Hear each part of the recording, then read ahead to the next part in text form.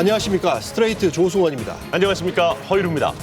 오늘 스트레이트는 먹튀 논란을 일으켰던 사모펀드 론스타 얘기를 다룹니다. 홍신영 기자 나와 있습니다. 안녕하세요. 네, 안녕하세요.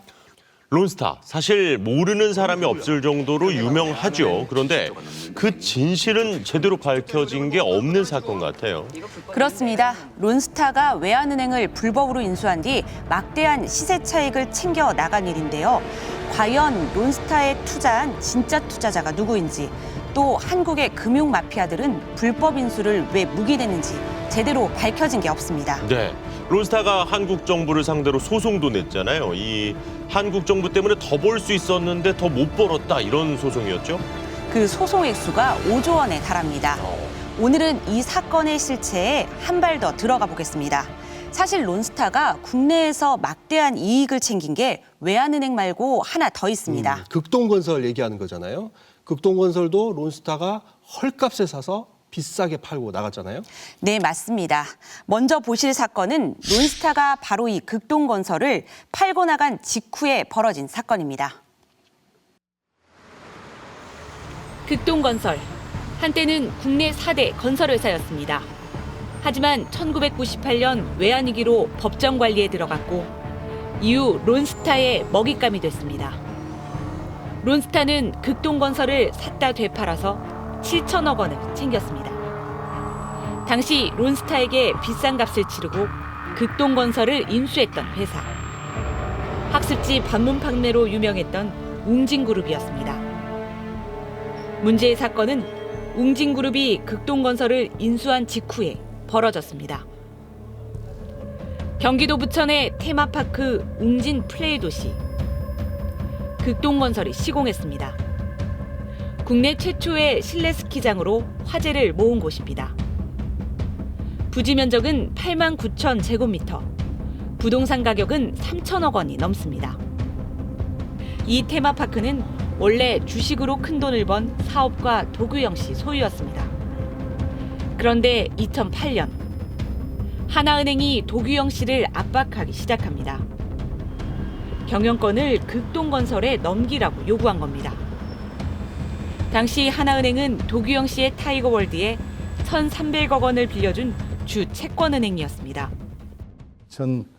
2007년에 6월 달에 극동건설을 론스타로부터 웅진이 사고 나서 2008년 7월에 갑자기 저보고 대표이사를 물러나라고 그랬어요. 그러면서 등기이사 5명 중에서 우리 측 2명, 그다음에 그 극동건설 2명, 하나은행 1명 해서 하자고. 그런데 아니 당신들은 왜 단순한 채권자인데 왜 등기이사를 3명이나 선임하느냐고 하니까 하나은행이 공정한 심판을 봐주겠다.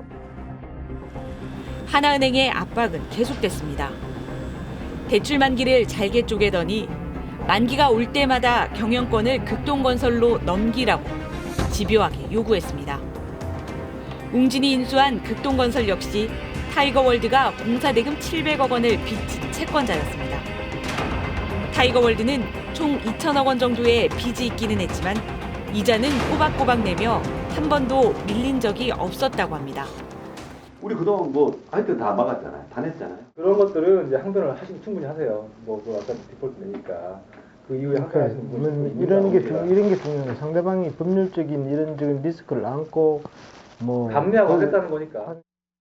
타협의 지점이 없었나요? 막무가내로 해서 그래서 아주 강압적으로 했고 우리는 충분한 담보가 있는데 왜 이렇게 우리한테 가혹하게 하느냐 했지만은 그때부터 의도가 있었던 것으로 보입니다. 경영권을 넘기라는 요구를 거부하자 결국 하나은행은 대출 회수에 나섭니다. 타이거월드의 주거래 통장 인출을 정지시켰습니다. 타이거월드는 통장에 멀쩡한 돈을 놔두고도 인출을 못하게 됐고 순식간에 무너져 내렸습니다. 이자는 물론 전기요금 낼 돈까지 묶여버렸습니다. 은행에서 이제 저희 자금 통장 관리를 계속 하고 있었는데 묘한 짓을 좀 했어요. 뭐 국민연금, 뭐 당연히 직원들 급여도 안 주고, 그다음에 세금 내야 될 거 이런 걸 일부러 미납을 시키더라고요. 그러니까 통장 거래 정지를 해버린 거죠. 예, 그게 연체가 된 걸 이유로 해가지고 갑자기 다시 이제 채무불이행, 공매 사유가 발생했다라고 선언을 해서 그럼 회사 돈이 있으니까 갚으면 되는 건데 회사 통장에 돈이 있는데. 당시 이 사건은 국회 국정감사에서도 다뤄졌습니다. 한 번도 여태까지 연체가 된 적이 없는 업체들이거든요. 연체가 됐다면 은행으로서는 당연히 자구 조치를 취하겠죠.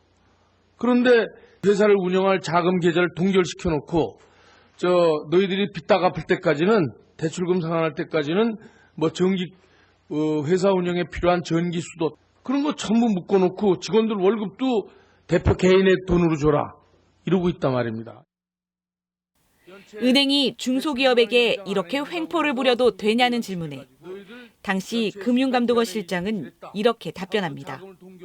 그래서 오늘 연장을 해준 거로 승인은 났다고 합니다. 제가 오기 전에 확인을 했습니다. 사실이 아니었습니다. 하나은행은 대출을 연장해주지 않았습니다. 결국 그해 8월 하나은행의 주도로 타이거월드는 강제로 공매에 넘겨졌습니다. 공매에 응찰한 회사는 딱 한 곳이었습니다. 태성 T&R. 웅진그룹 윤석금 회장이 공매 공고 닷새 뒤에 급하게 만든 개인 회사였습니다. 타이거월드는 결국 준공 2년 만에 웅진그룹 윤석금 회장의 개인 회사로 소유권이 넘어갔습니다. 낙찰 가격은 2,210억 원. 타이거월드의 부동산 감정평가액 2,500억 원보다도 싼 값이었습니다.